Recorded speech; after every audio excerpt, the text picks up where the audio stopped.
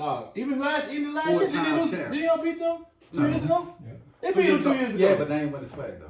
But they beat them though. Okay. Yeah, You said they ran through everybody. I said, dog. It's about. No, you said they ran through them. It's about rings. That's what he said. It's about rings. Now they keep losing. It's about rings. Y'all know what he's talking about, cuz. Stick to basketball. Grambling State beat Alcorn in 2017, 40-32.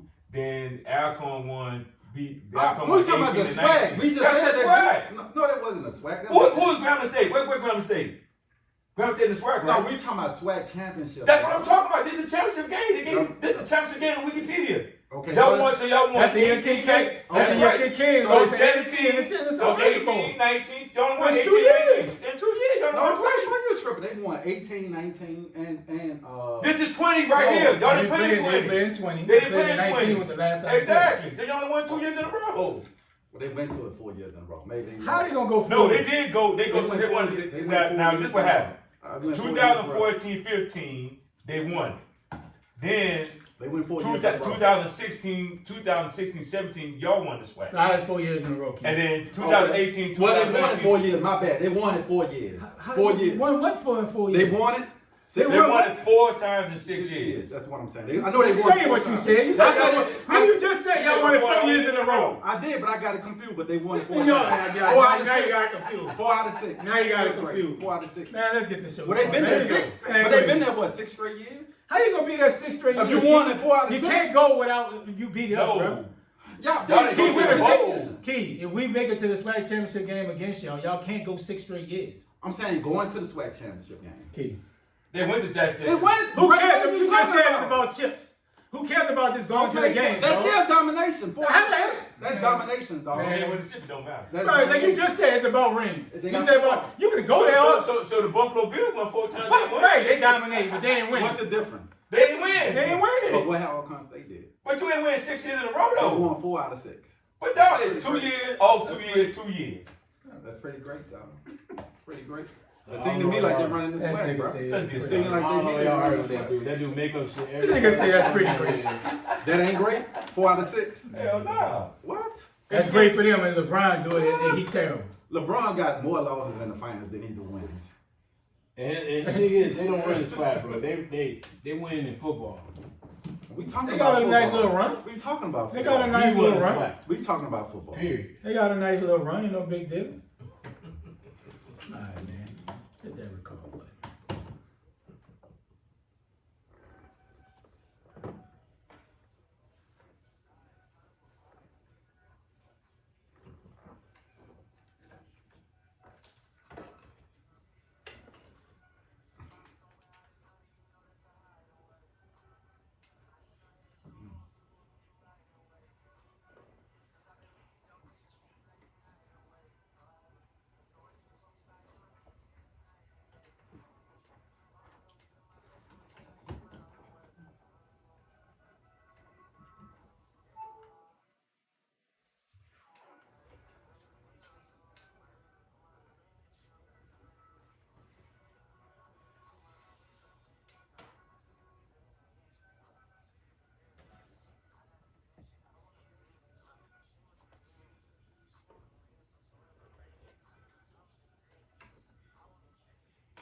All right, what up? We're back for another episode of the Arguabus Podcast. Fellas, how you doing today?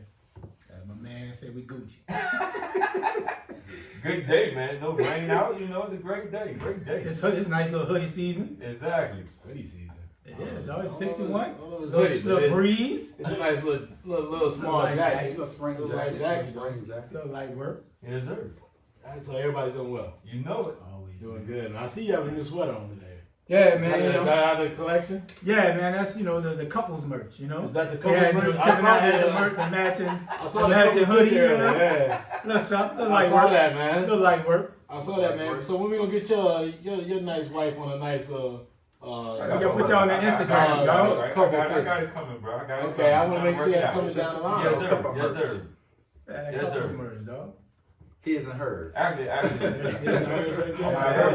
I go to the crib, I'm gonna have everybody win it on that Friday when I go to the crib for the cup. Like all my boys who got a shirt, I'm trying to get them together. Oh yeah, man. Make sure they take the picture from in the French fry. Oh, yeah, You know what I mean? Make sure the catfish is sitting out there. Barbecue going on there, take a picture together. Yeah, I'm gonna I didn't see that because I want that. I want that. Everybody to have that Arguing Brothers sweater on, something on like that, a t-shirt, whatever, while they doing the fish fry. Yes, sir. I got you. You know what I mean? Catfish bubbling, popping and everything. I got you. That'd be on right there. Yeah, that'd be a dope pick, though. Yes, sir. All right, man. So let's get to the first topic, man. Let's talk about a little college football. We've been already talking about it before. Today's a big day in the SWAC, even though somebody don't want to represent that and say there is a big day. Say it's a COVID season. It's not a COVID season. Right. To some of us, it's a real season. It's opinion don't matter, man. And it's a lot going on. So let's talk about what's going on. And right now, the game between Grambling and Southern is going on right now. Yes. I'm going to start with you, since you are a Grambling alum. Yes. What's your thoughts on this game, bro? How you feeling right now? I'm feeling... This is a big rivalry. It's a huge rivalry, man. The 47th edition of the Bayou Classic, man. It's 23-23. A lot of people don't know that. It's a huge rivalry. It's a huge rivalry, man. It ranks up there. You know, it just don't get the pub like, you know, a lot of the other big rivalries in college sports, man. But it's definitely up there.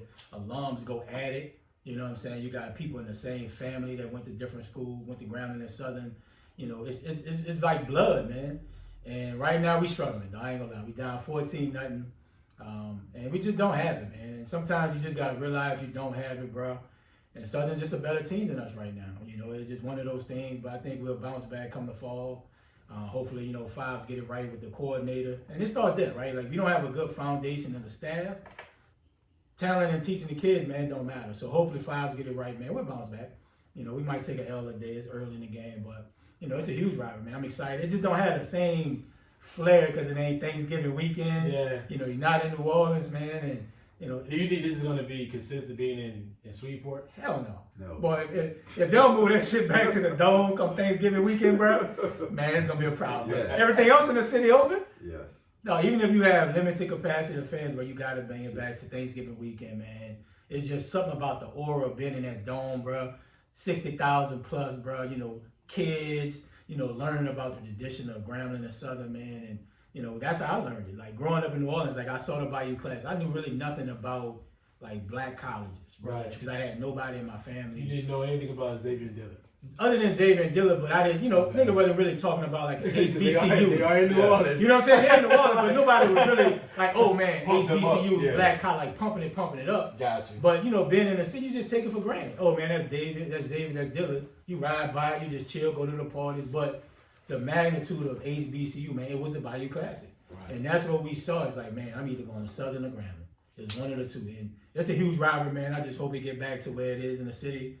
You know, it's a, you know, no bands in the game. Yeah. It's like the halftime show, none of that, no I step didn't know show. this is the only 47th edition. It's 47 did 1974. Really? Yeah. Okay. Yep. I didn't So know man, that. you know, Like like you say, you know, I'm a Grambling to the bone, bro. So I got it tatted on my wrist. You know, I'm through and through. But we taking, you know, we it's rough right now. I ain't gonna lie to you, though. It is extremely rough to see this shit happening that we doing now, bro. Key, man, give me your thoughts on this. Well, like Raymond said, it's a big time. It just don't have that feel because, you know, it ain't in the city.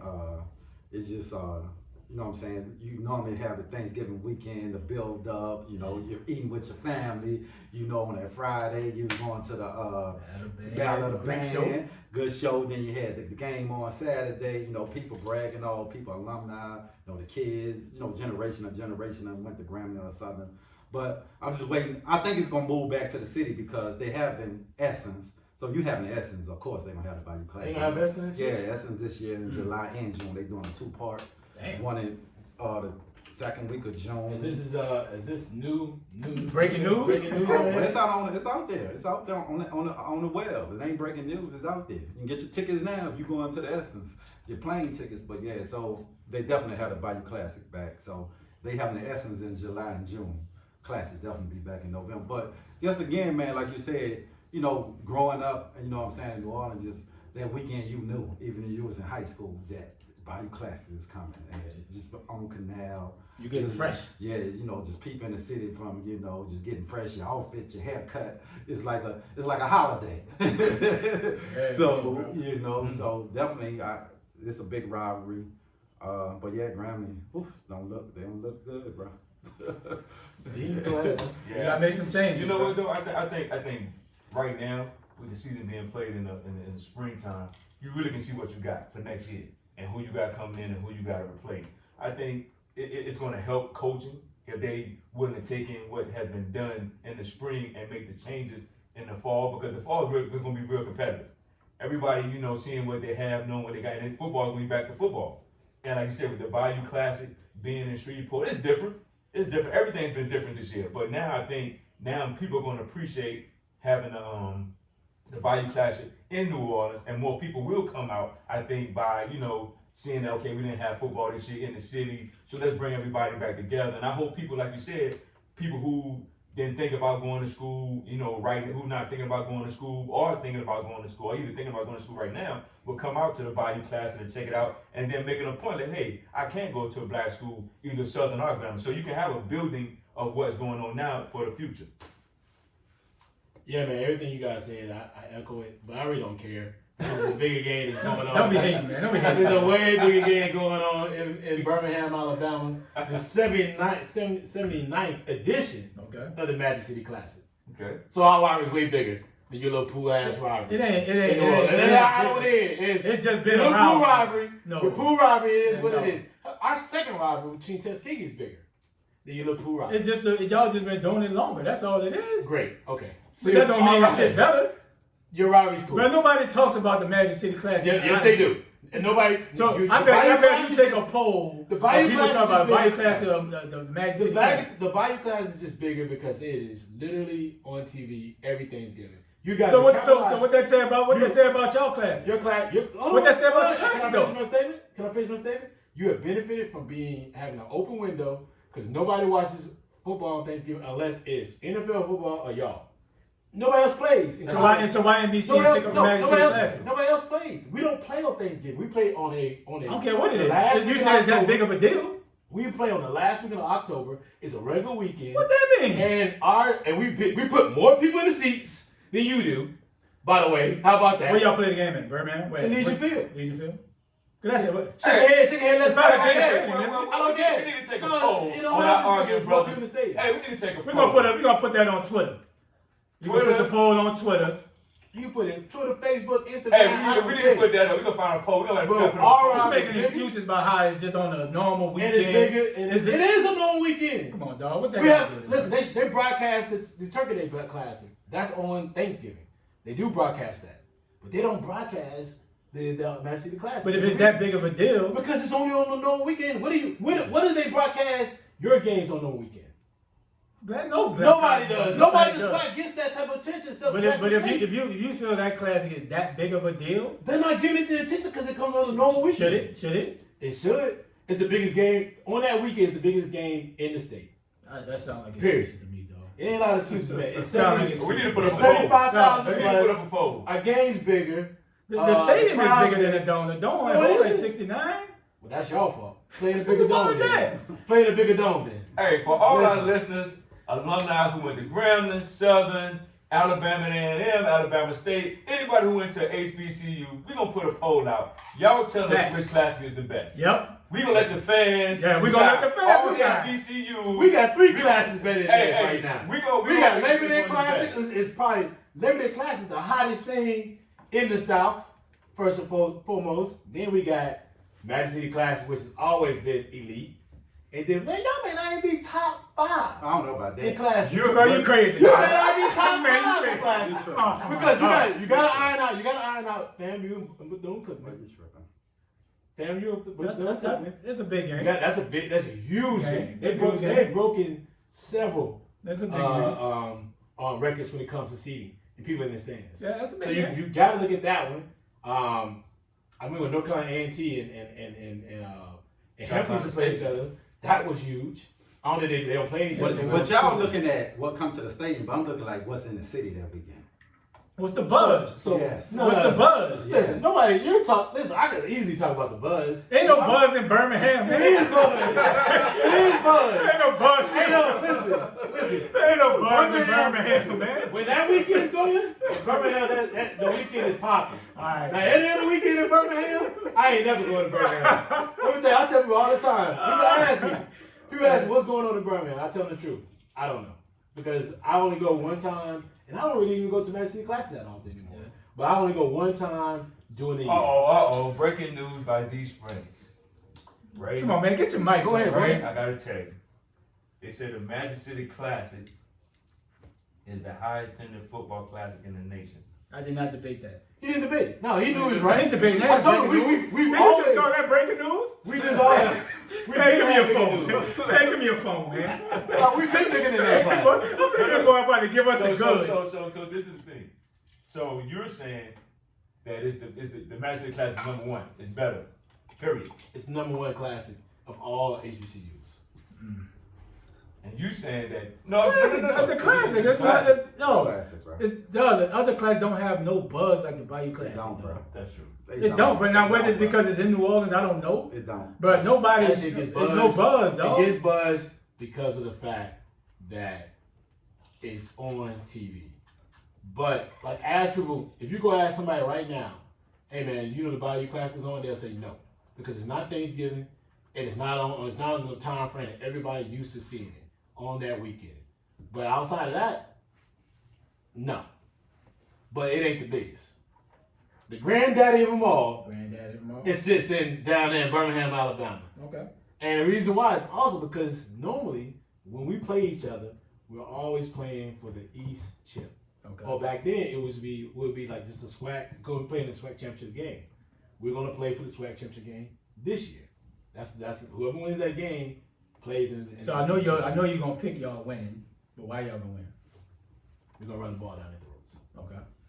And Jackson State was hitting the quarterback last week late, and I think he's a little injured. He's a little banged up. Okay. So I feel like if we got an opportunity, we need to run the ball down their throat, do a lot of play action pass, and stick it to the receivers. We have better receivers, better O line.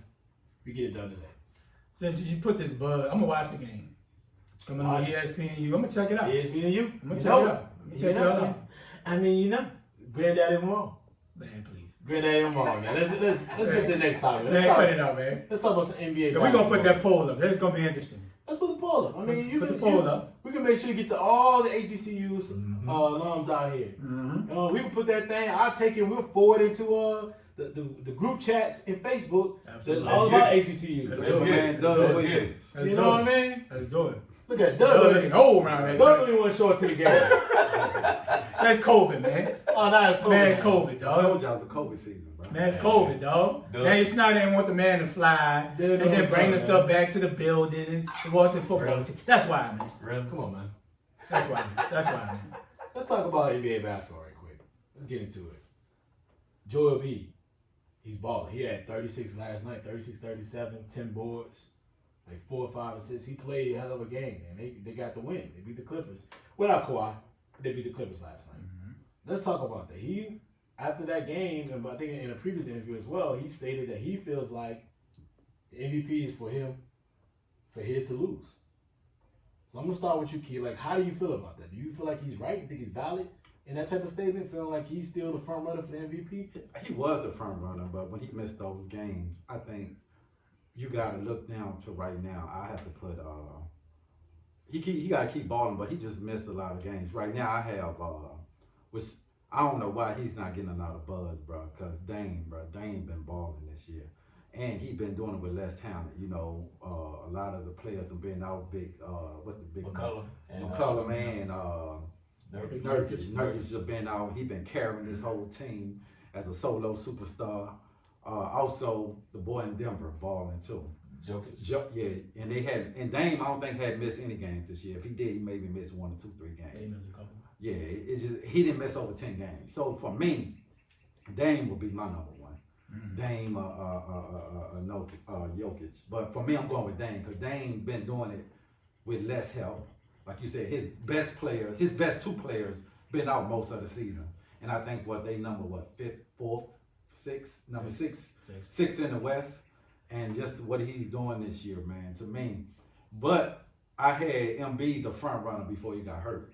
To me, Embiid been playing the best basketball out of any superstar in the league this year. His numbers are like crazy. I think only players that put up the numbers is Mike, Durant. Shaq. No, I'm talking about shooting.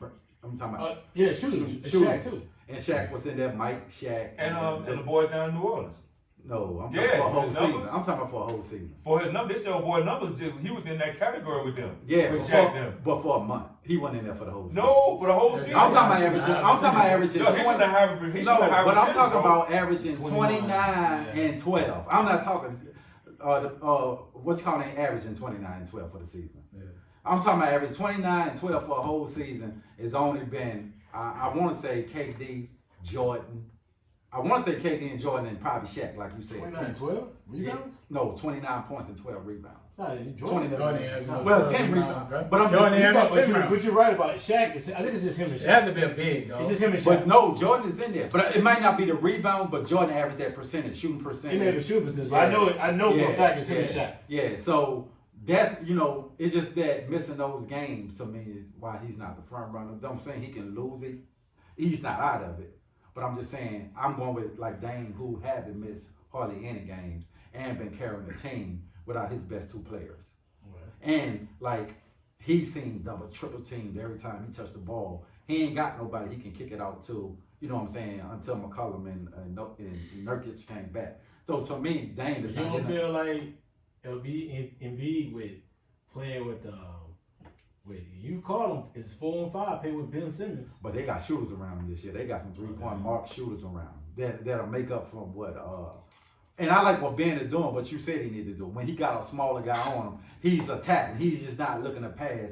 He's looking to get to the cup and draw the fall or kick it out. Yeah. So I think that you got to give Doc credit for that. It was saying when you got a little boy on you, like they say, a little mouse in the house, you need to punish him. You know what I'm saying? So. Ben is starting to do that. He's just not holding the ball like, no. He feel like he got somebody who's smaller than him. He's attacking him off the dribble, like putting his head down.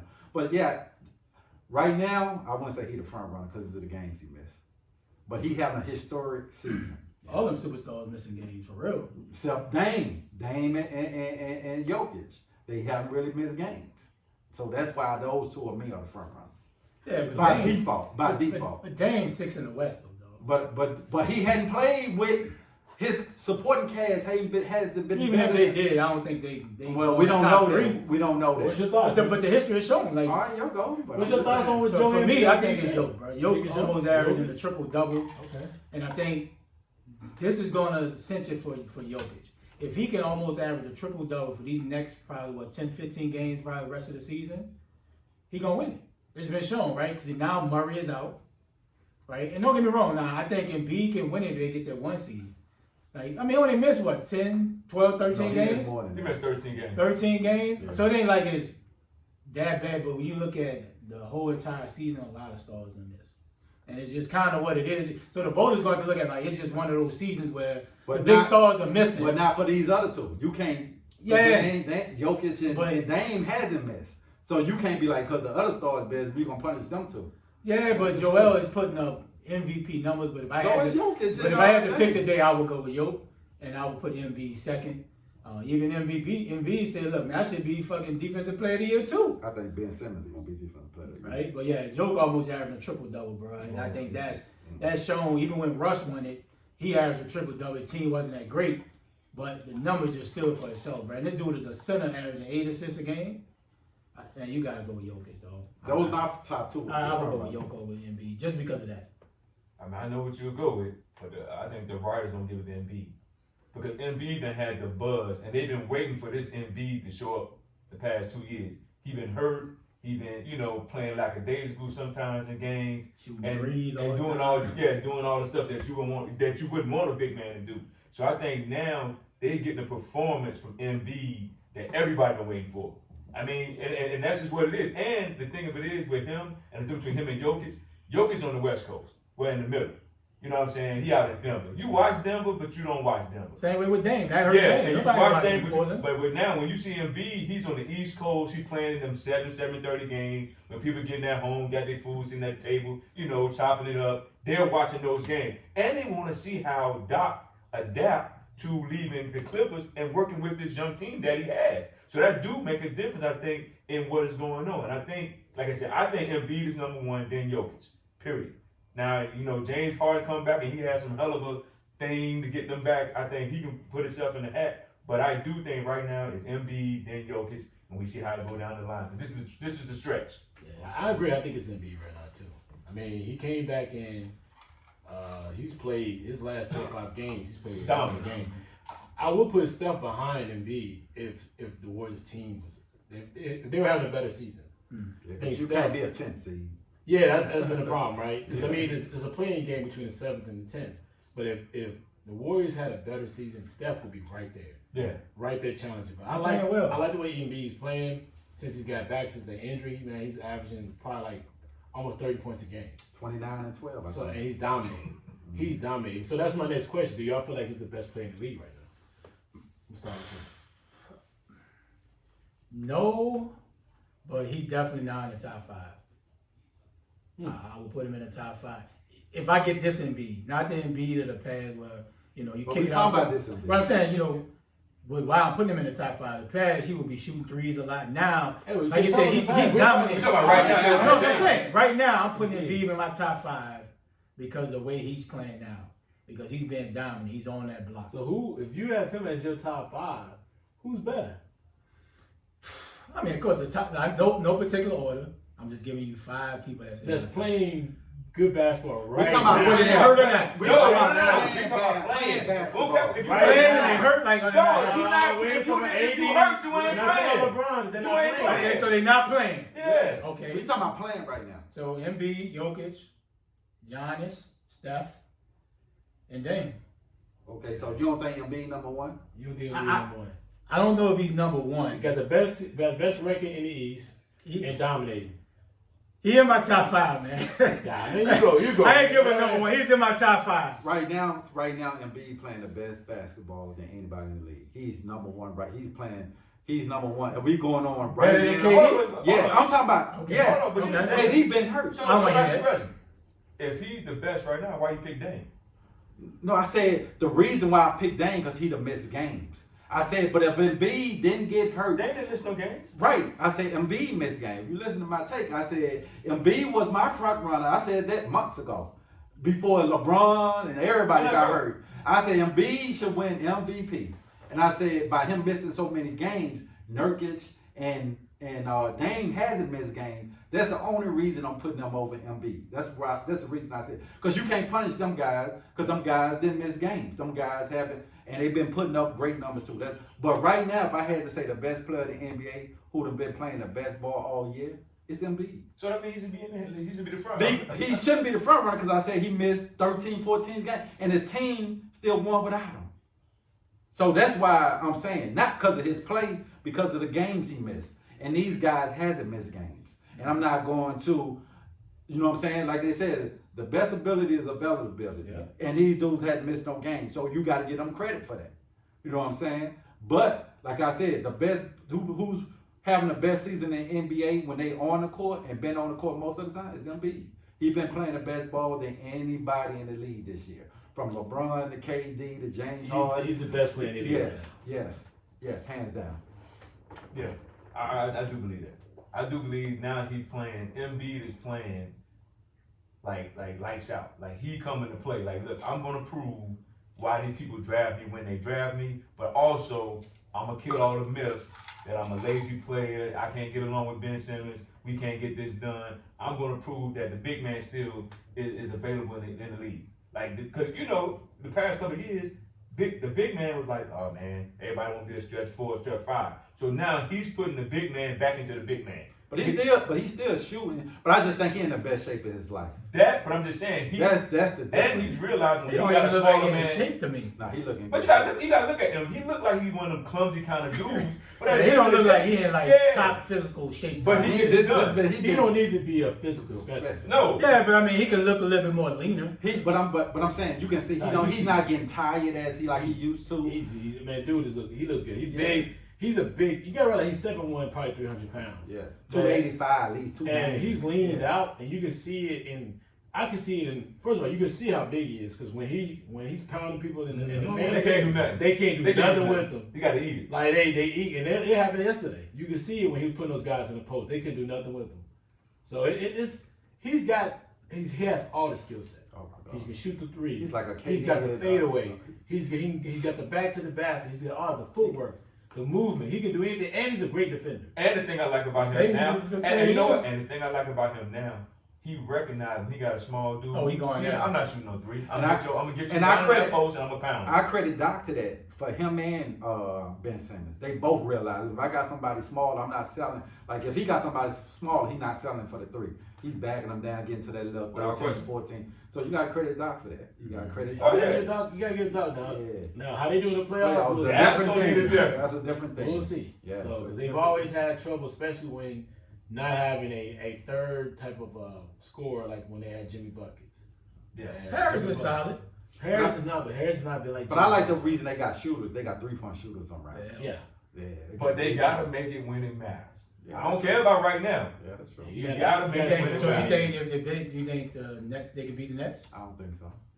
Because if the Nets healthy, they just score too much for them. I think they could take them 7 games. So. They, If Embiid give you 30, but it ain't gonna be. they enough. can make it a real. They go in spurts where they don't score. Like you saw last night against the Clippers, they jumped up real big, and then they went in spurts where they just don't score. And you can't do that against the Brooklyn. I still think until You can't do Brooklyn, You can't do Brooklyn, if the yes. Brooklyn bench don't is not consistent, Philly gonna beat them. Because I'm gonna tell you right now, I think because Milwaukee LaMarcus Aldridge leaving, that hurt them. Because guess what? You put your boy you play with the Clippers that play with them now. I like the young boys. Listen, I didn't matter. I like Claxton, the he's gonna punish Claxton. Oh, He's gonna punish Claxton. Mouse He's in the house. right. Embiid gonna be Bro, he Embiid gonna gonna be like punish mouse in the house. And guess But what? listen, And he gonna foul out. when Embiid gonna score you 30, that's not gonna get it. Why you not? I'm just saying, you can give up 30. You can give Embiid 30. But let me ask You you can't. You can't. Ben you Simmons can't- can average a triple double, Well, double at least. What I'm saying, you can get Embiid 30 to 35. I think it'd be a good series. It'd be a good series. I don't There think won't be it- no just no walk. no- They it's gonna be no- no No, Lakers. I'm not saying that, but at the end of the day, I think KD's gonna be the X factor, and you know. Because KD gonna cancel out whatever. But the problem is they gonna- whatever Embiid put up, KD cancel. But the out. problem It's is a wash. that- It's a wash. The problem is that Philadelphia's gonna pound on the inside, and when they and if as long as Brooklyn doesn't have the size, they'll get in foul trouble. Well, you So got they they now- got size. They got Yeah, DeAndre but Jordan. they got They one He person. don't pay for One 2 person, minutes. man. He paid 2 minutes a quarter. Jordan, listen, That's it. DeAndre and Blake Griffin Blake- will foul out trying to go. Well, but at the end of the day, Ben, that's what I'm saying. At the end of the day, you got to say we gonna. Oh, He so this slows gonna be down. the other problem. This gonna be the other problem. If they I got money on that series they- for anybody who won it. what? On I that. got 50. Okay. Put your money I out got there. 50 on Put 50. your money out there. I I got like to 50 on see 50. that. I like that argument. Y'all talk real big too. No, he didn't tell me to death. Yeah, he trying to look for you, dog. Yeah, he's trying to look more like that. He said I want a big I got face, money. man. I got money. Yeah. I got some more out there. If anybody else want it, I got more. I already took 20 from you this year, so you know I'm about to give it back. I'm about to- Keep going here. You got private school tuition. Exactly. I don't want to hear no tuition. I don't wanna hear none of that. I don't want to want hear some take price. I don't feel I want about to a damn take thing. price. Little boy, huh? Yeah. All right, let's jump to the next topic. Let's get He said I got private school tuition, man. because I think it's gonna be a great series, and hopefully we can get to that series so we can talk about it. I don't know if they're gonna be better than Milwaukee. But let's. Shit, you want to bet on that one? Well, listen. I think Milwaukee one's intriguing because Man, Giannis gonna be the same old Giannis. nah, we'll see about the Giannis factor, but it's not the Giannis factor. It's the people around him. Holiday, bro. It's the people Drew around him. Holiday. Yeah. Bro, And Drew can get it, bro. Drew against Kyrie. He gonna get Kyrie It's some. gonna be interesting. Bro, It's gonna be interesting. No, he gonna get. Kyrie Drew gonna first get- team. Drew first team Ray, defense, Ray, bro. don't fix your mouth, Kyrie Ray. gonna get him fit. Ray, That, don't bro, fix Drew, your. Drew is a perennial all Hold Yeah, defensive but this team, the bro. problem. This the problem though, Ray. James, hold up. We got to pause. What What did you say? He got to pause. Kyrie. James, you got to pause, bro. We got it. We got to stop. What you say, Bro, we Ray? got a guest coming. Come on, man, get this over with. What you just say is Drew gonna get Kyrie fit? Say, bro. I don't know. Dude is perennial all defense for a reason, Listen, dog. I do feel like it's He ain't gonna stop Kyrie, but he gonna make Kyrie It's work. gonna be a hard matchup. Kyrie's gonna work hard to get his shots up. But the problem is, if Kyrie has to work hard to get shots up, that means he's gonna take more shots, and that's gonna take away from Harden. Yep. He'll take away from Western. Kyrie's gonna be- It's an intriguing series Bro, because the problem, because here's hold on, let me finish. The problem with KD's always had is against somebody like Giannis. He's had problems with Giannis. And Giannis at that 4 with KD. KD can go do his thing, but Giannis is gonna pound him.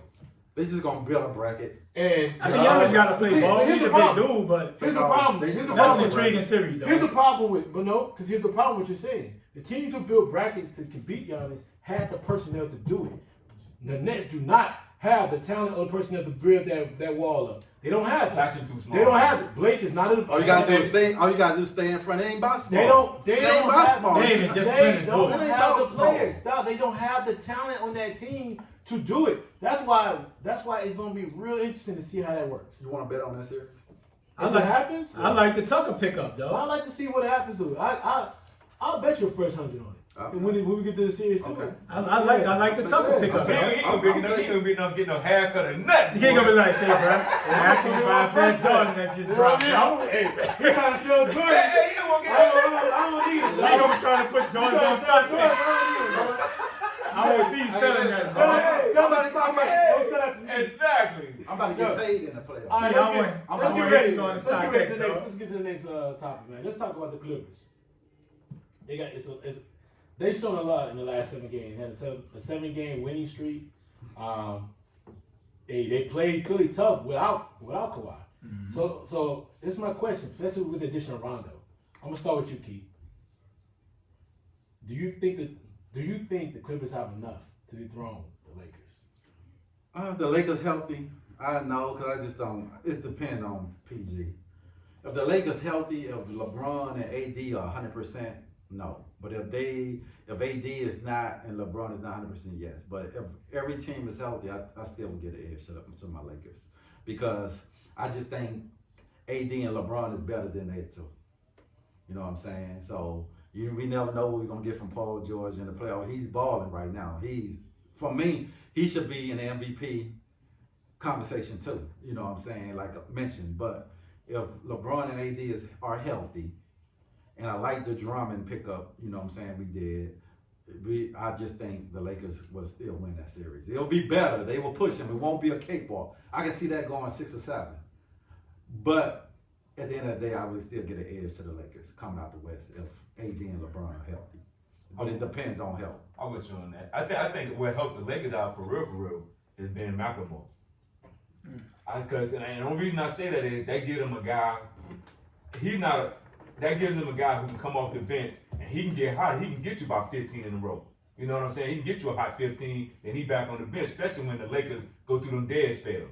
Because they do have them spells where they go through them dead spells. And I do think that the Clippers and the Lakers, if they eventually meet, I think it might come down to a 7-game series. It'll be a good series. Now, if the Lakers healthy, then I think it still will come down to a 7-game. But can the Clippers just get out of their own way? That's just the bottom line. Can they get out of their way and make it to the finals?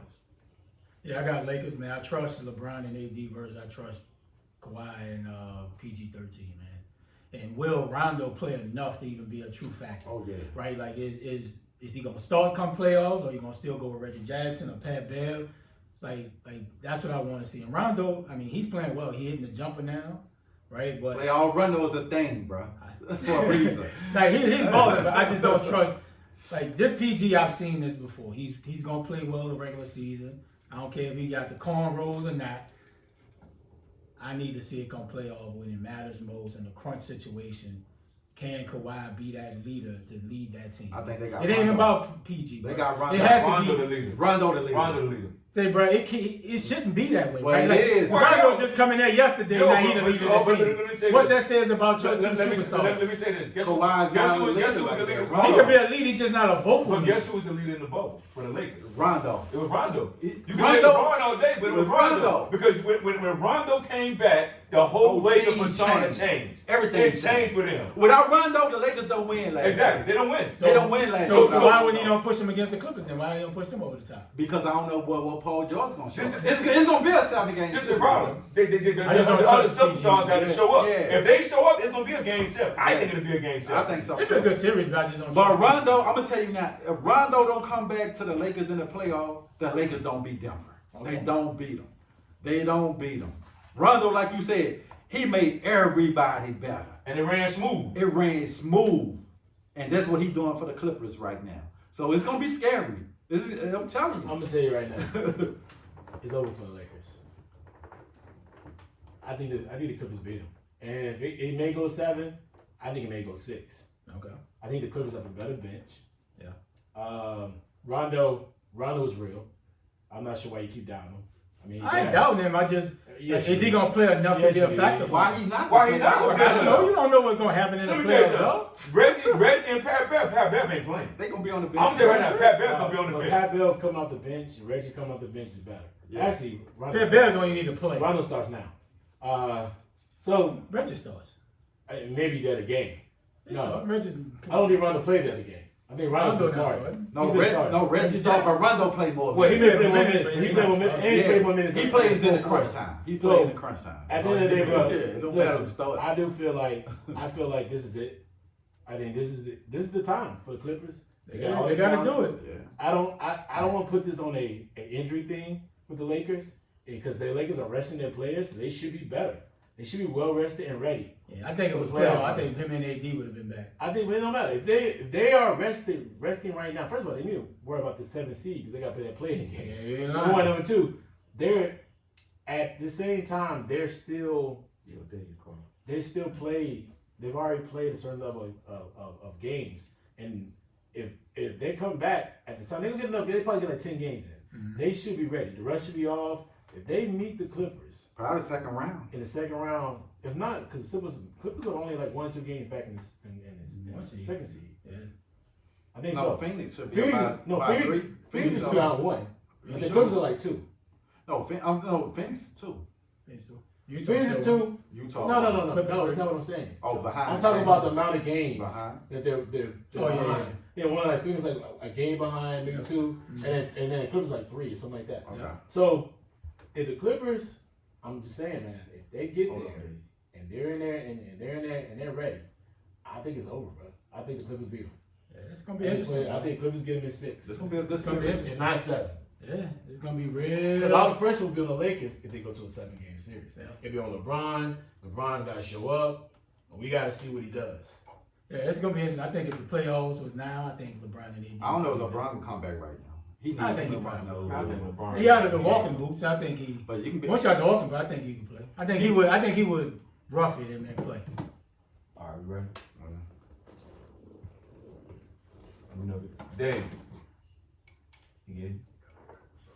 All right. Hey, so today we have a special guest, one of my homeboys from South Carolina, from Camden. What? They're clapping, man. Oh, my bad, bro. My bad.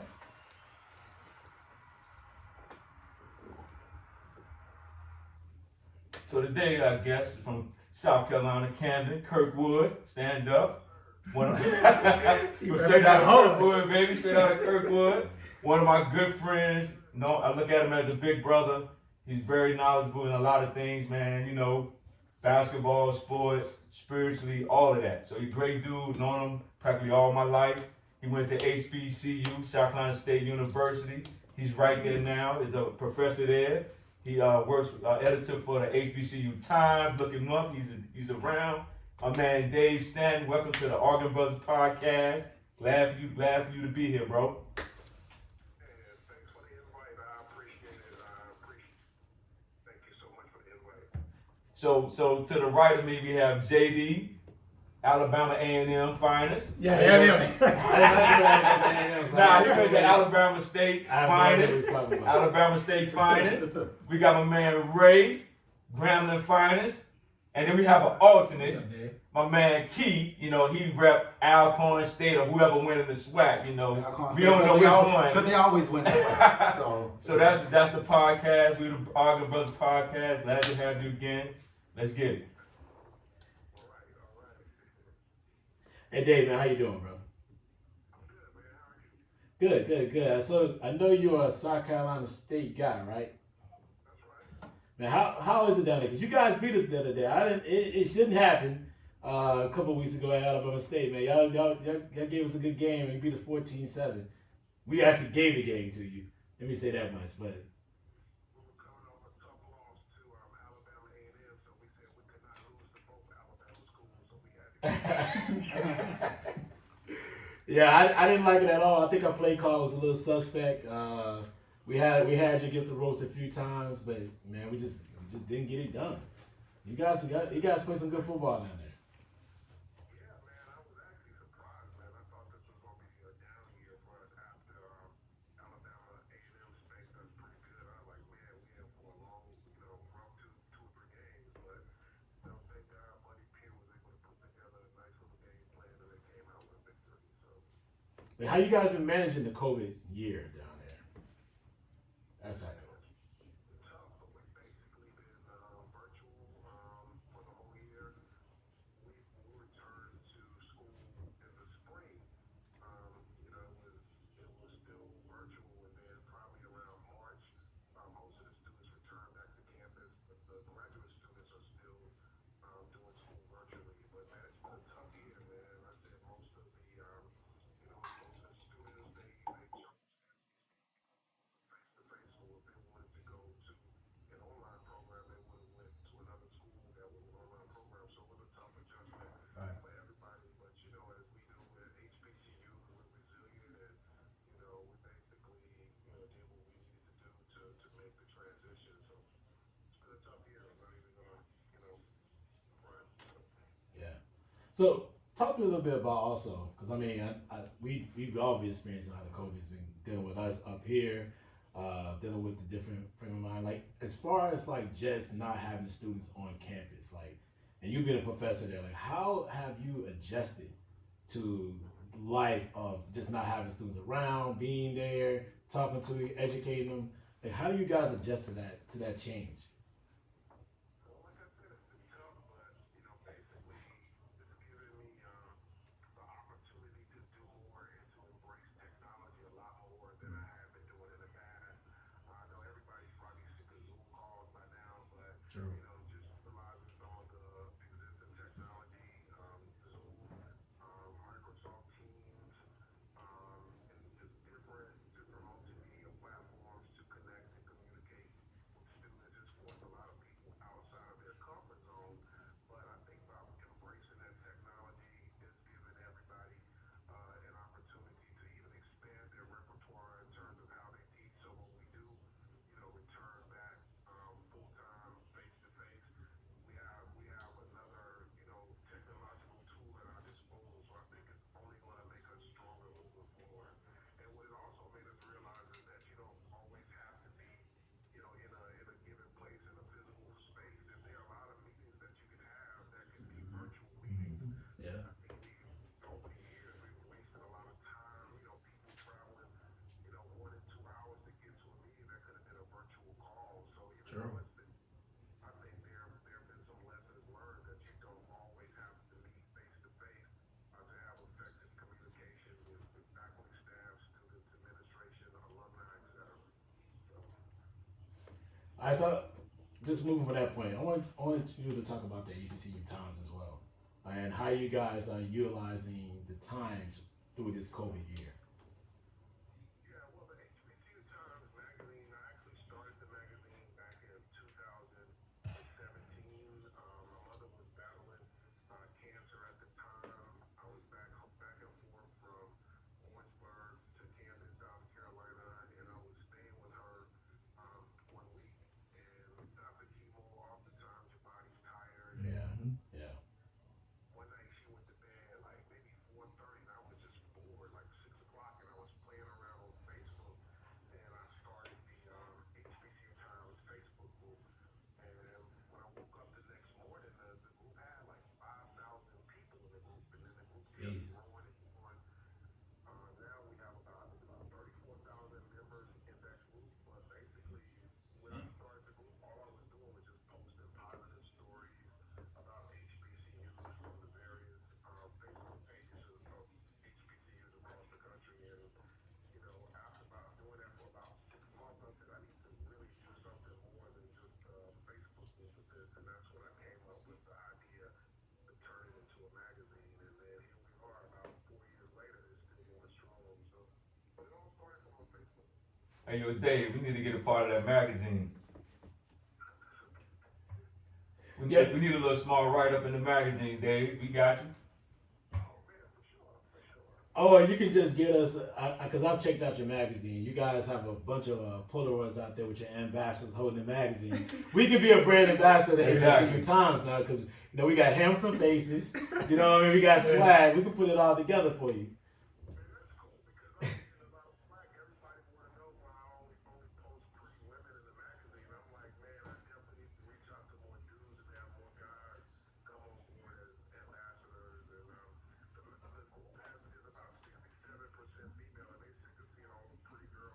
So we got you. But hey, look, man, sex sells though, man. Like, like if it's working, man, keep pushing it, dog. Absolutely. But Dave, on a note though, yeah, we can get a couple of shirt ties, get dressed up and take a picture for you for the Times and put a little write up in for the Argument Brothers podcast. And I noticed you do not have any ambassadors that graduate from the Alabama State University. So I'm upset about that.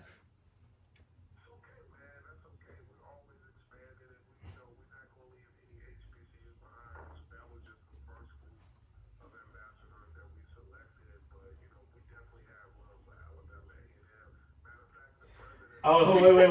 Now you didn't win too far. You did it again. You listen to this man trying to hype you up. Don't disrespect Mother Dear.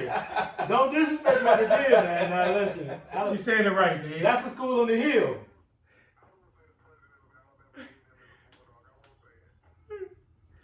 Man.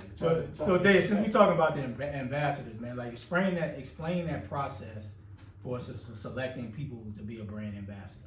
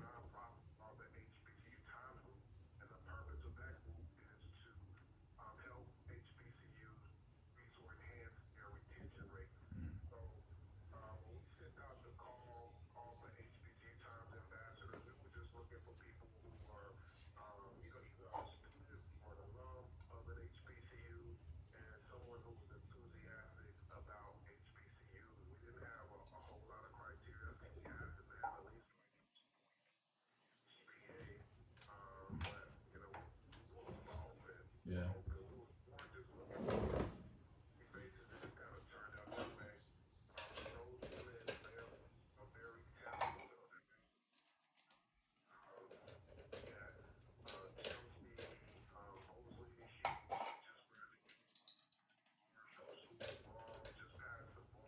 Sweet.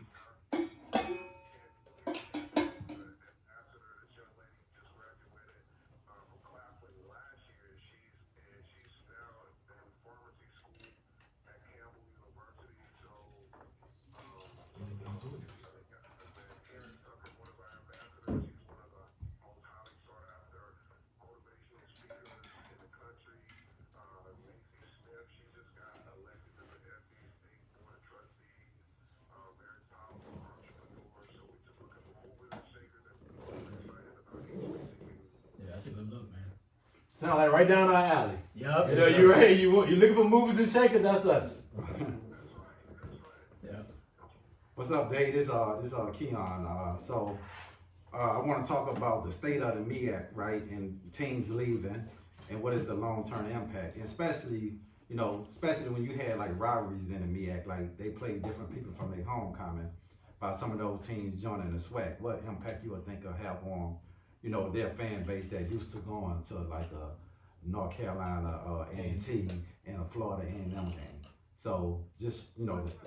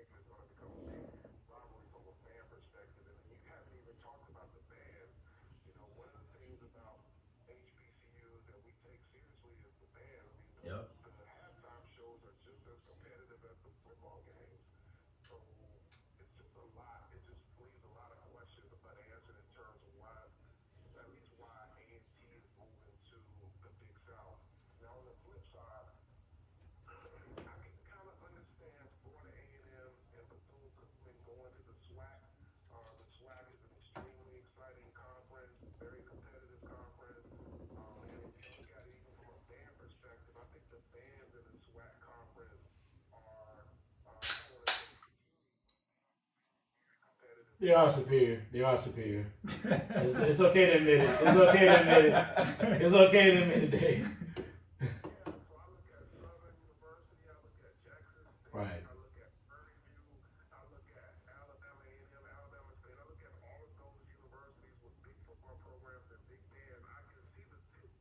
Yeah.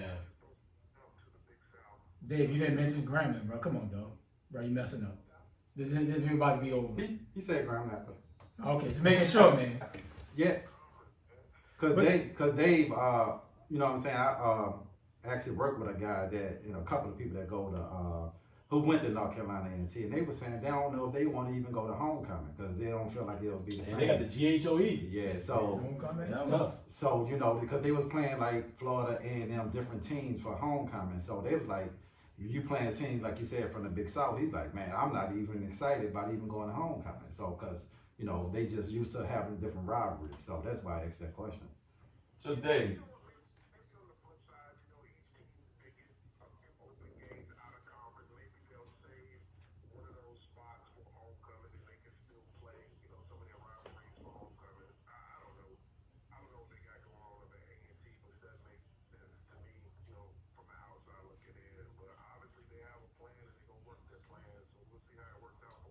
Hey, David, do you think maybe they made this move because of Hampton?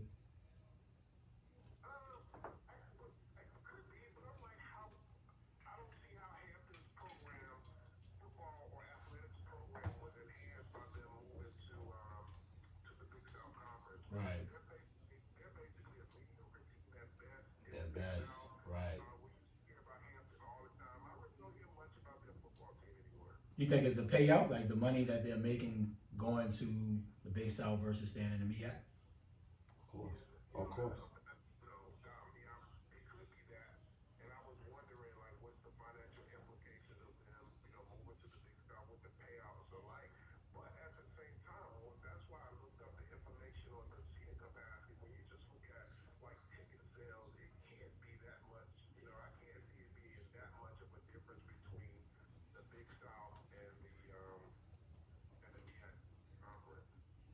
And maybe the opportunity too to go to the Division II playoffs, like you know the FCS playoffs. That could be a motivating factor as well.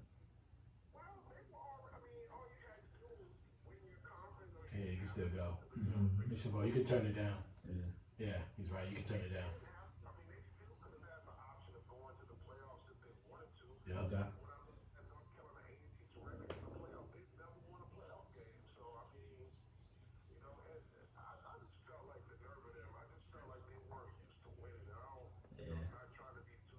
No, you're absolutely correct. No, you're absolutely correct. They are They're not feeling used to themselves. I ain't gonna lie. Honestly, Broadway has done a great job over there. Like he's doing a great job. He Right. just started winning.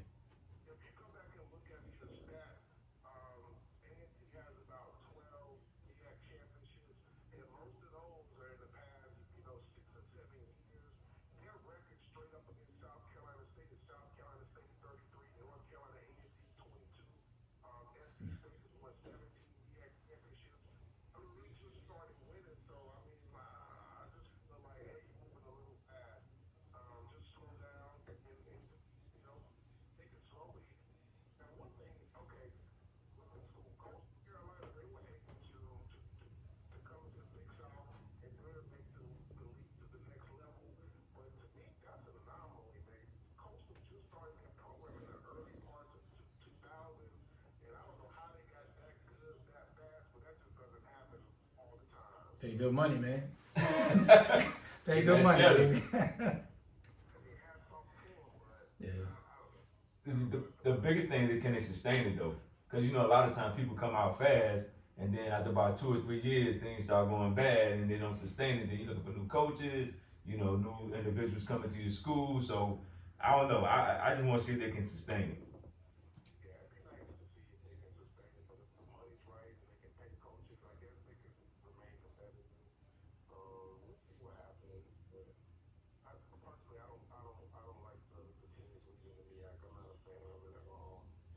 So Dave, what are your thoughts on Deion and Eddie George taking over programs with no coaching experience, but coming back to HBCUs to get a time?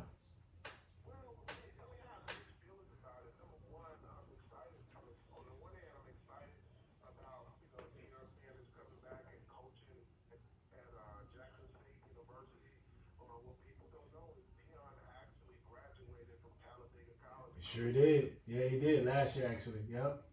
Yeah, so he has a degree from an HBCU, but I think it's a slap in the face to the coaches who put in work, who pay their dues, and to have somebody who really doesn't have any college coaching experience until you brought them and land those jobs. But when you look at somebody like Deion Sanders, he can bring corporate connections to the table. There's so many other relationships that he has, not only on the college level, but with the NFL level, corporate level. So I can see it. Not so much for Eddie George. I don't see Eddie George having those same corporate ties that a Deion Sanders would. Um, so, but I don't know. I'm excited to see how it works out. I really hope it works out. We don't have any evidence. The best predictor of success is what you've done in the past. So it's kind of hard to say how they'll do. It's been a little bit rough for Deion starting out. Everybody thought he was just going to go there and wave his magic wand, but no, it doesn't work like that. Right. He's run into some very strong programs in the SWAC, and he's just starting to get a taste of what he's going to be getting for a long time. Um, so if he can land those 4 and 5 star recruits, I think he'll be okay. Do you think about his staff though? Because I mean, his staff. I mean, not Deion's staff. I'm talking about Eddie George's staff. He's supposed to be bringing in Hugh Jackson, which is big. That's a big to have that type of NFL experience there. Somebody who can come in, dive in, and give you those adjustments that can give you that type of experience and that expertise there. I mean, it's humongous. Like, what do you think about that? Do you think that's something that they should look at? They should look into bringing in these coaches from the NFL and bringing in, especially guys like, let's say, Hugh Jackson, other guys out there who former NFL coaches that just doing nothing right now.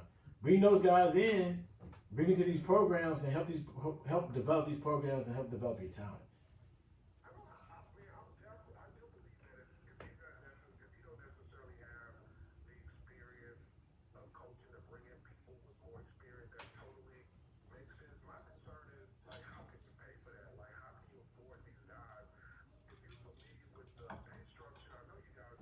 Oh yeah, yeah, absolutely.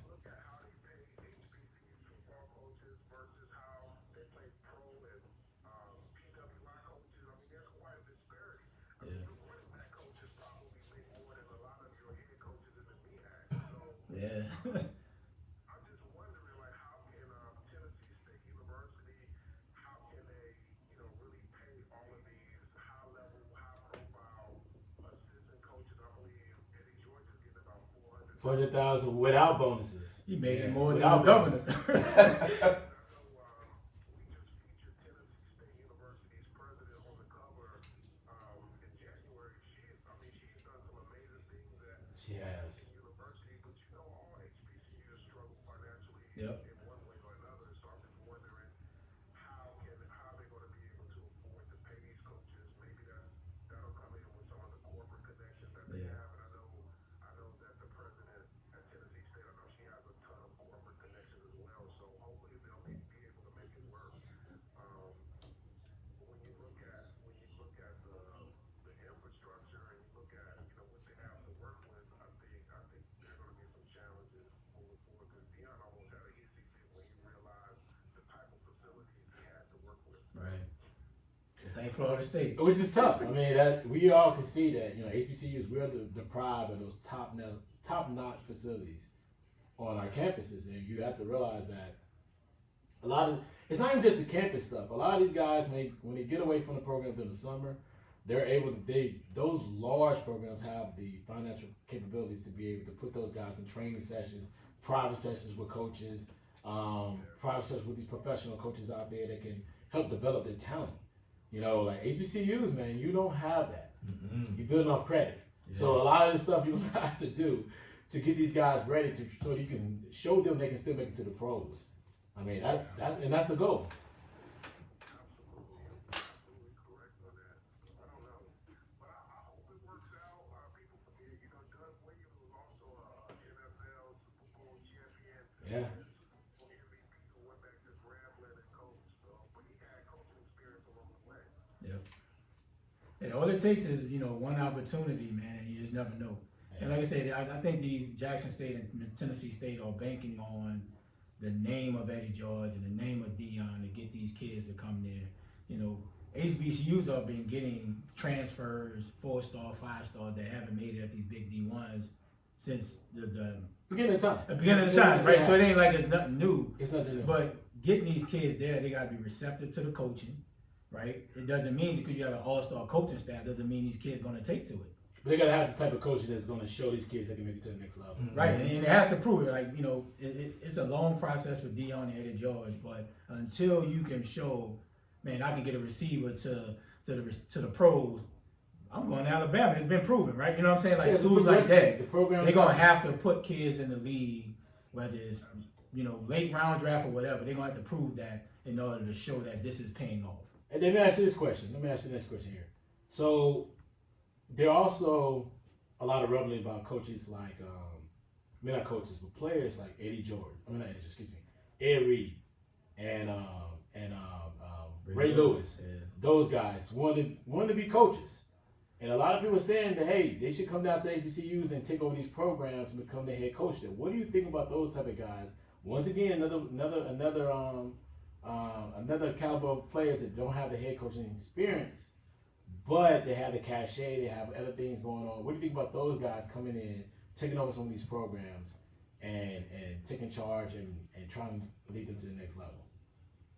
You know what? I have a problem with it. I do. I mean, a slight problem with it because, I mean, you don't have to necessarily coach at an HBCU to be an advocate or a supporter of an HBCU. How about start with some support? How about help with fundraising? How about showing commitment to HBCUs and, everybody just kind of jumping on the bandwagon because Deion did it.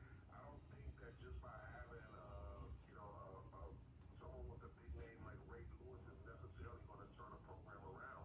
How about start as a coach in emeritus and see how that works out to see if you're able to bring students, high caliber athletes to HBCUs.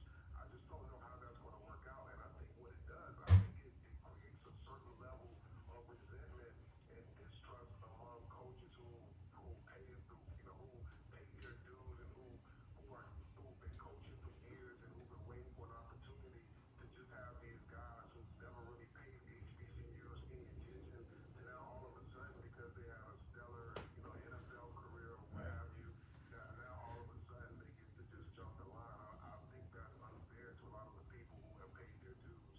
I give Deion an exception because I give Deion a pass just because Deion is just more than just, all-star NFL player. Deion is a freaking icon, so I definitely give Deion a pass. But these other guys, not so much.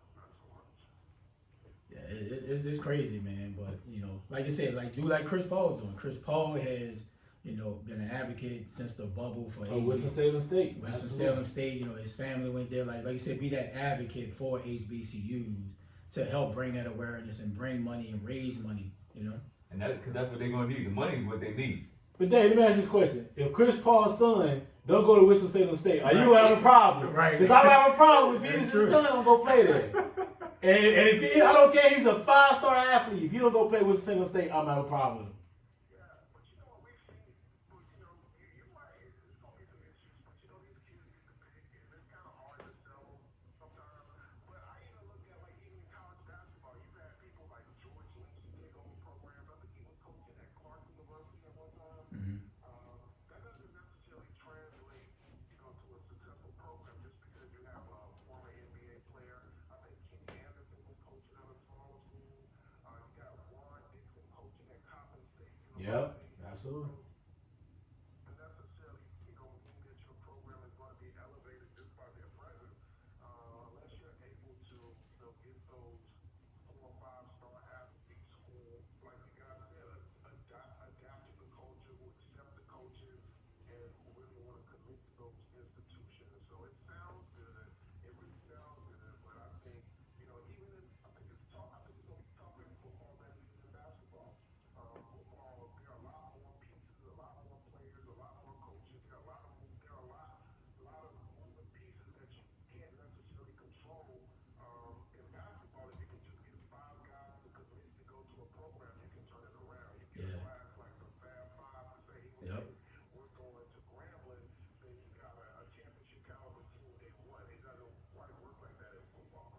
you can't just have one big 5-star in the whole recruit class like One star. Maker at Howard.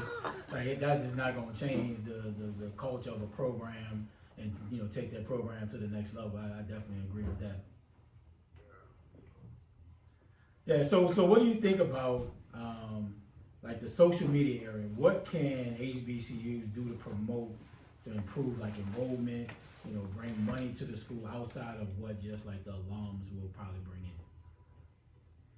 HBCUs really have to do a better job of taking advantage of social media because it's free.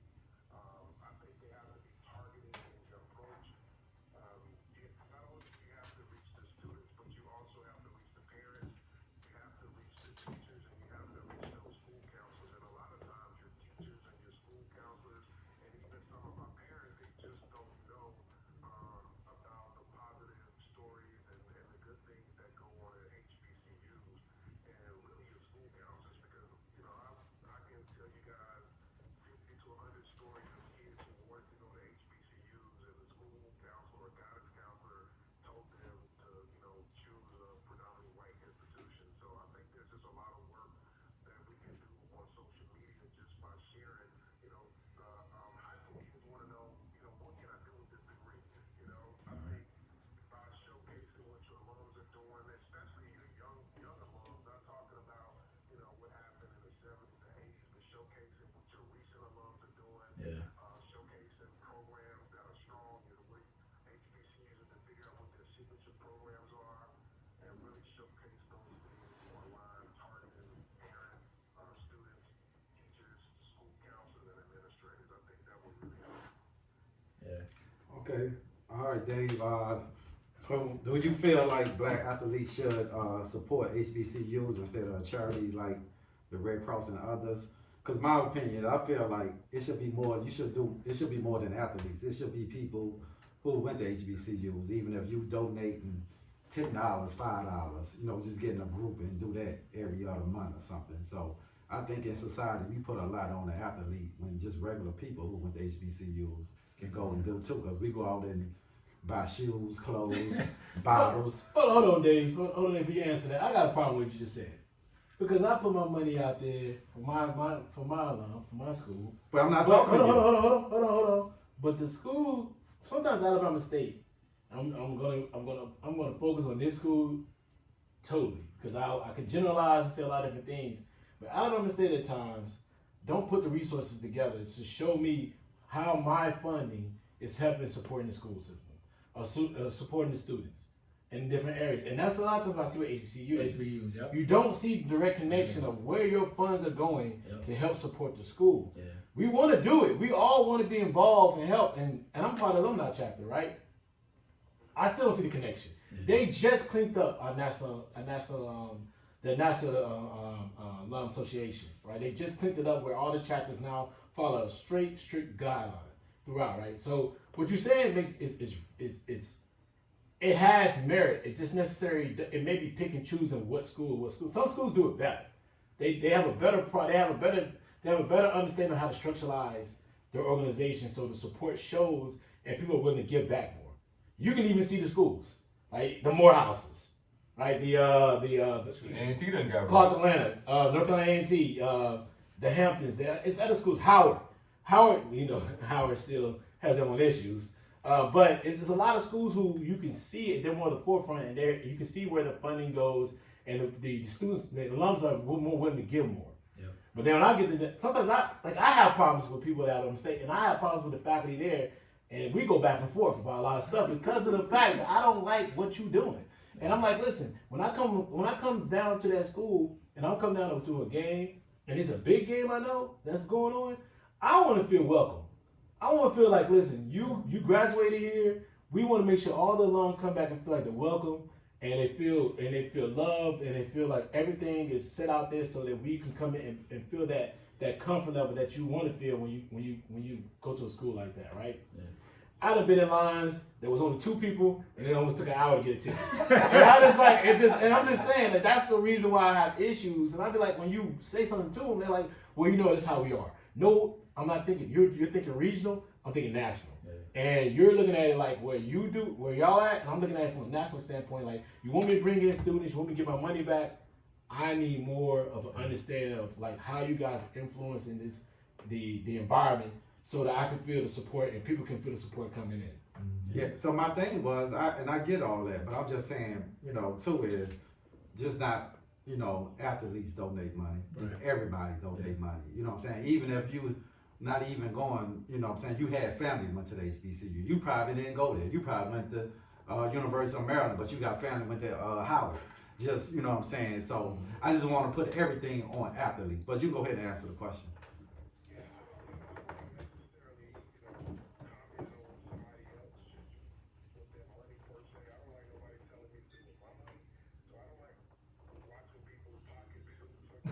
True. Nice.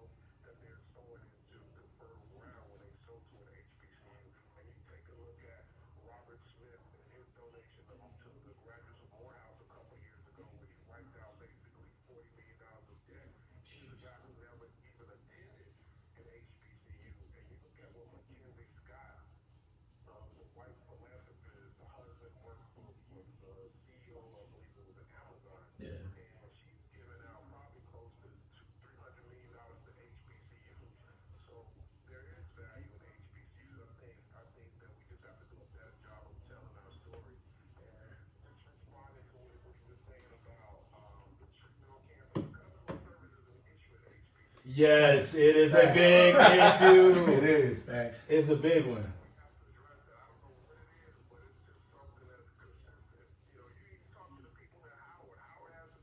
Oh, Yes. All HBCUs got issues, bro. David, it's called firing people. I need some replacement. I need them to listen. If I have bad customer service, if I did something on my job and I'm not solidifying my services in the right way, they're gonna let me go. Same way it goes on, man. But they don't care.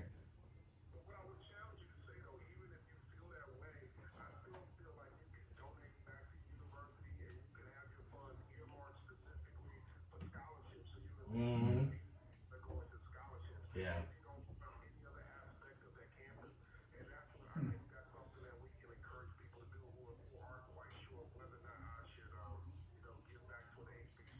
Absolutely.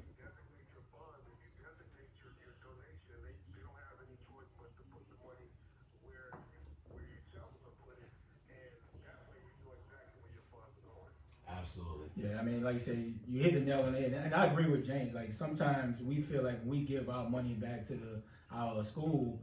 Like, where is the money going? You go back for homecoming. Like you said, you don't feel love. Like they tell you as an alumni association, become a life member.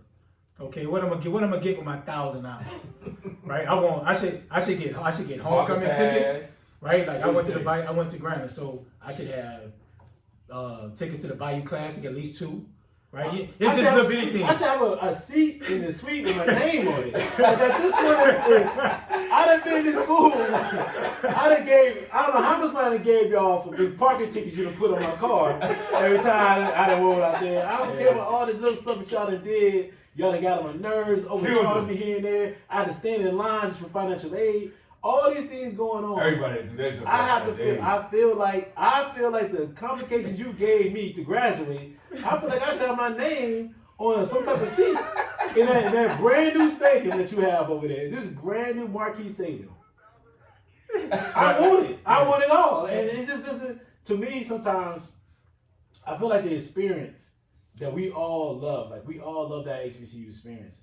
And we're telling the younger generation about that experience, like that love and experience, that I always want to be truthful with them. Like, listen, the experience is great, but there is some other issues you're gonna fall into, and you just gotta be prepared for it, and you gotta be mentally understand that they're just small, minute issues. You'll get through it, and even as a alum, we still have our challenges. Yep. And I just want to make sure that. Go ahead, sir.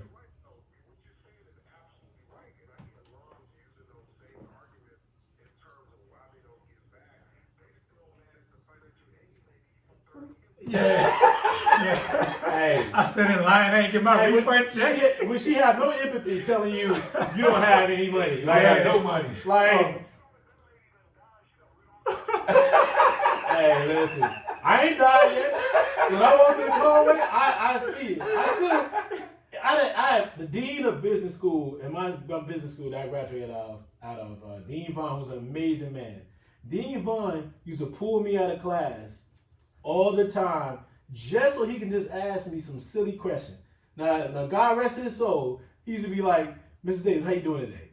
I'm like, I'm fine. Like, why am I in here? Oh, I just want to see how you're doing. Do you have your care about earrings you, in? man. I'm just like, no, sir, I don't have the earrings today. Okay, we can go back to class. Why are you bothering me? Like, I'm sitting here, like, trying to figure this out. And it's just, that's what I'm saying. Like, that's the love that you get, and that's the love and care, right? That's the amazing part about that experience, because you get that hands-on experience, the hands-on love. But the one thing that you don't, it's the other things, man, that the roadblocks that you have dealing with a university that just sometimes they keep the tradition there, and sometimes the tradition is maybe not what suit fits or what's going with the narrative today. Right.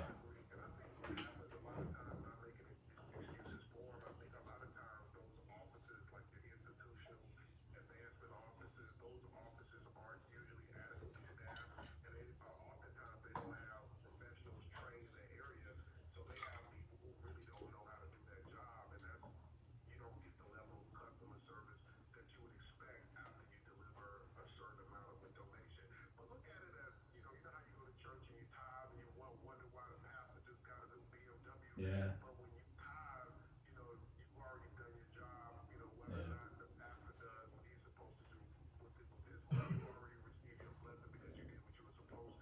True.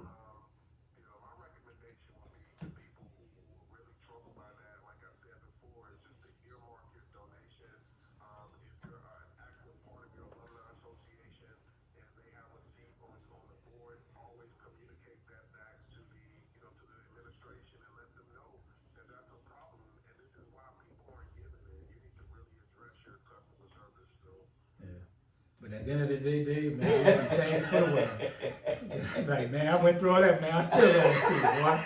It's all good, man. It made me who I am today, man. But yeah, man, it's all good. Bruh, yeah, it was so many times, man, just waiting for my getting in school. Man, one time, man, my freshman year, man. So my mom didn't had the money to pay for school. So I went to Grambling, man, went through my whole first semester. My first semester wasn't paid for until the spring. So I had to wait for my money to come in. They let me go to school. I'm like, man, this is so crazy, man. A white school, man, wouldn't be no problem. Man, you ate on time, all that, dog. At PWI, you would not been in school. Exactly, dog. You don't, bro. It's about that money. Exactly. We see you next year. You working on credit.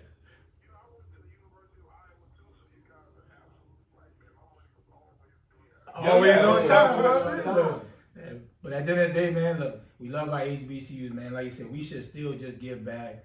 Like you said, we do our part. Don't worry about where it's going. We know that we did our part, and we know we blessed to give back to the school. Cause I was trying, like in the Grambling group, you know, they always come up with these like the funds to like $10 a day, right? Just raising money for whatever.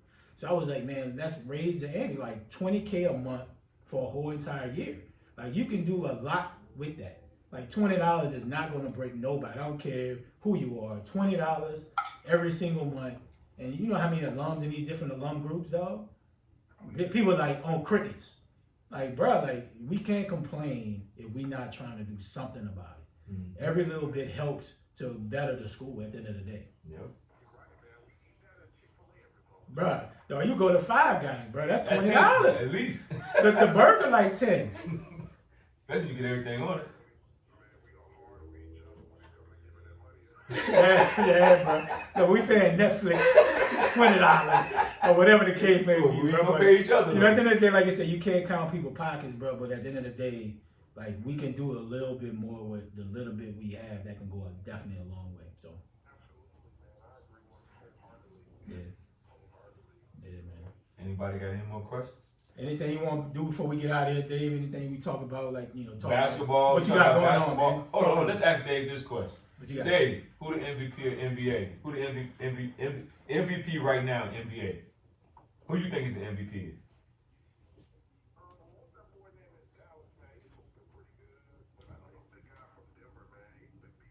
Who's Jokic? What about Embiid?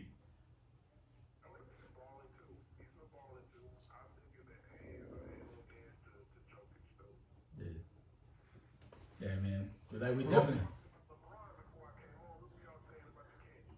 First of all, we don't call him the king. Tell him, Dave. I'm not sure what you're talking about. So the conversation was the Clippers got Rondo now, and we were saying that Are the Clippers ready to dethrone the Lakers. It was 3 people on the table that said that the Clippers are not going to beat the Lakers, and then there was one person, and that'd be I. That'd be me. I feel like it's over for the Lakers. I feel like it's the Clippers' time now. I think they're going to win this series. They're going to beat them. They're going to beat them in 6. And yeah, man, I think it's going to be. I don't know if the Clippers going to win the championship because it's all about matchup in the finals. But I think the Clippers going to get to the finals this year.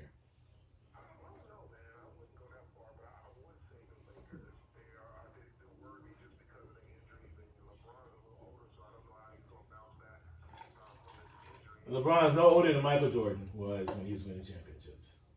I know y'all love to put that out there, but LeBron's no older than Michael Jordan was when he was winning championships.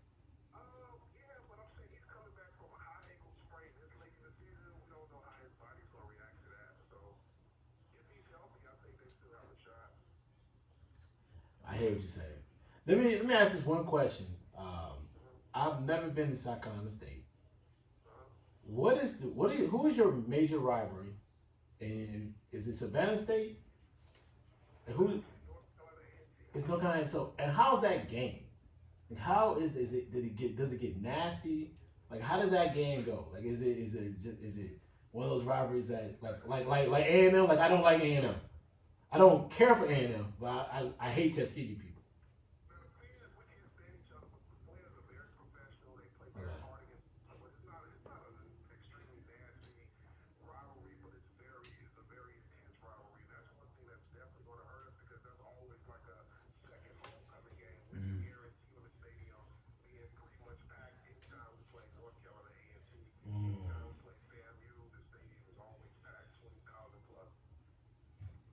That's gonna be tough. So now you got to replace it.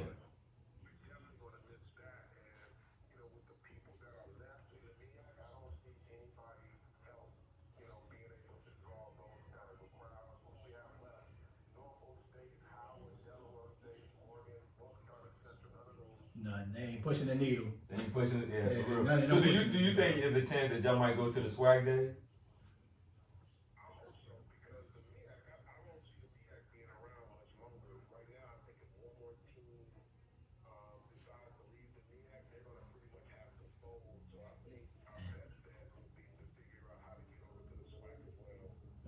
We're not letting anybody else in.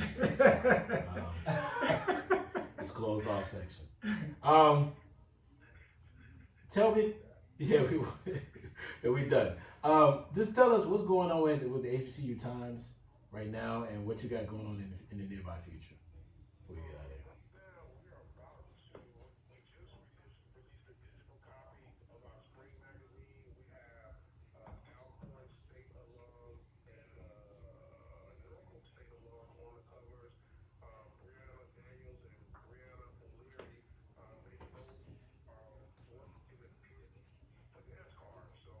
Oh wow. Oh wow, that's big time.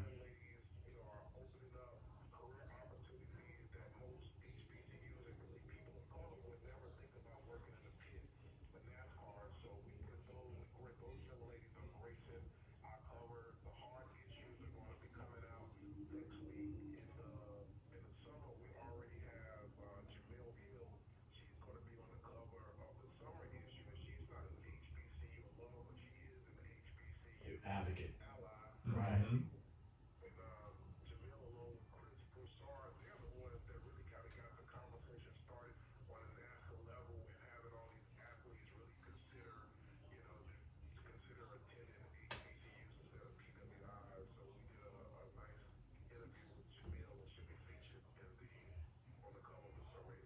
Oh, that's Oh, good. nice. Oh, y'all got it moving. Yeah, I'm looking at the Times now. I'm very excited about this. A lot of different topics you got going on here. The NASCAR, especially. Yeah. But there's the restoration of Alabama A&M and Stillman College. I mean, all that type of stuff, man. I'll definitely dive into this one.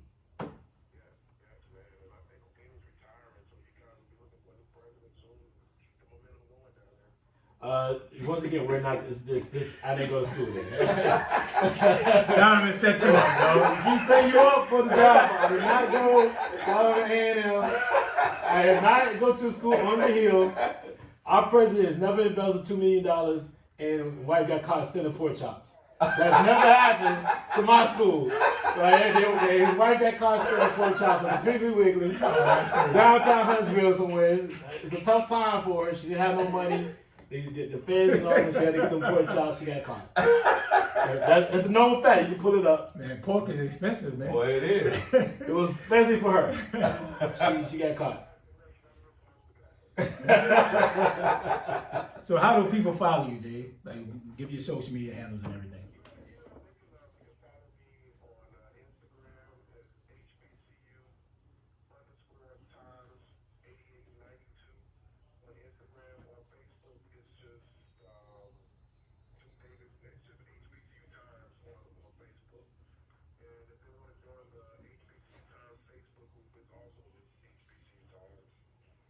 Awesome.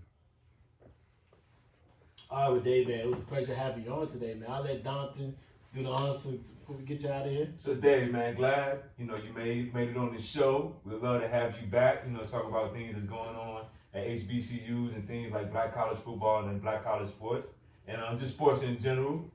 And we trying to be on that cover, that HBCU Times cover. Trying to get in there. That fall issue. We trying to get on there, Dave. Seriously. And we may not need the cover, but we'll get we'll get on the inside. Let's get on the inside, I'll hold a couple magazines up around here. I'll be on the street team for real.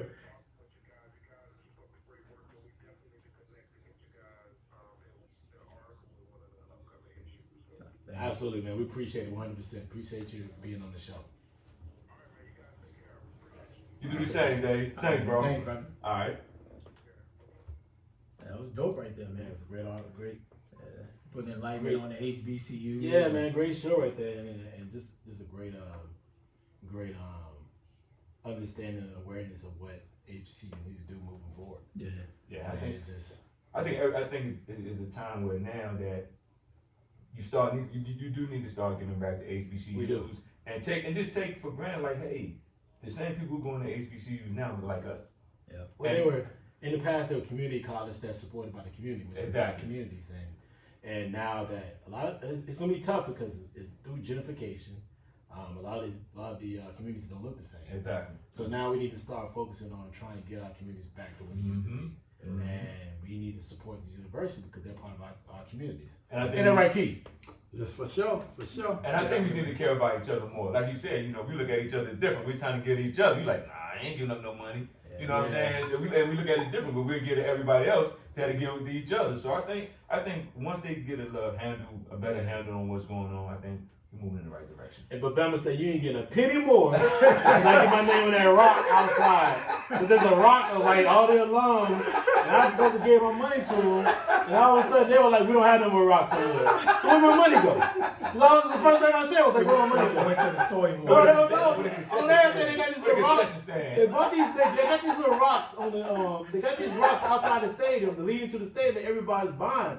So I bought me a rock to put my name on it. You know, that's a legacy right there. You can get the kids, something like that. You know, you only have kids, but you can be like, yo, listen, your niece and nephews, look at look at your uncle. He had the rock right there. That's my name right here. It was like graduated from. I was like, hey, what happened to the rocks? Oh, we ran out. There's no more room left. So where my You money got a go? big stadium. You can put all So where my money You go? ain't refund me my money, right? So where my money go? We don't know. Well, I know. So I'm about to tear this thing up to make it work. With a So, succession man, stand. listen, That's bro. crazy, It's you know, I have a lot of love for that university, but man, boy, I want to kick the door in. I tell you, dog. Bully kick though, like UGK said. Put a man. kick though. Yeah, bully kick though. You know what I mean? Ready to go over that thing, go through the flow on them. You know what I mean? Like, I ain't having it. You be So, frustrated, though. They'll be frustrated, man. So, all right, man, let's get our last partner shots before we get out of here. Ray, I'm gonna start with you. Great show, man. Like I said, in life, man, it's all about networking. Like, if you're not networking, you're not working. So, you know, we continue to make these networks, man, and, you know, big things on the horizon for us. Key? Yeah, another great episode. You know what I'm saying? Great, you know, representing HBCUs. Also, go check out on 420, you know what I'm saying, that Weed Smoke Day, Convo with Tea, 420. Yes, sir. And also, But shout you out. smoking weed or you smoke the hookah? No, I'm smoking hookah, I don't smoke weed. You know what I'm Make it saying? I got a so, great government job. Also, shout out to Effect, yo, for mentioning your boy Key in the mentions. You know what I'm saying? Effect Fitness. I see what y'all doing. Hot boy Key in the building. I see y'all mention your boy for sure. Thanks. Oh man, great show today. I appreciate Dave for coming on the show, hollering at us. You know, hopefully y'all see us in the HBCU Times in a couple of months. You know, so you got to keep it moving, keep bringing on guests. You know, and keep this moving forward, man. I think you've had a great last, 3 months has been pretty good for us, and we just got to keep pushing. Absolutely, man. Once again, thank you for getting Dave on, man. That was a great show, a great segment right there. I'm out next week. Got to go to Chicago, but man, I know you guys can hold it down. You know it. Have a great time, man. Yes, sir. Turn up and do what we do. So, all right, Ray, let's get us out of here, man. Yes, sir.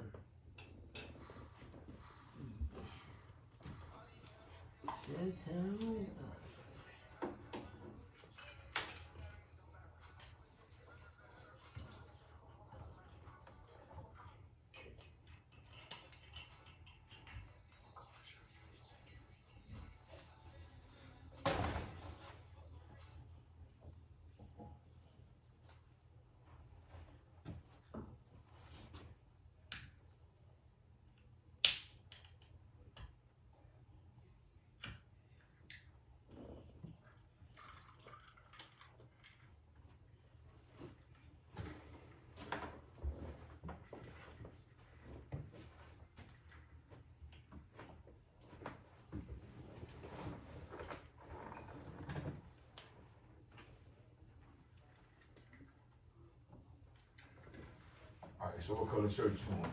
Cause they told me ask y'all what color shirt y'all want. He gonna get them for us. Just give me that blue. Black. The light blue.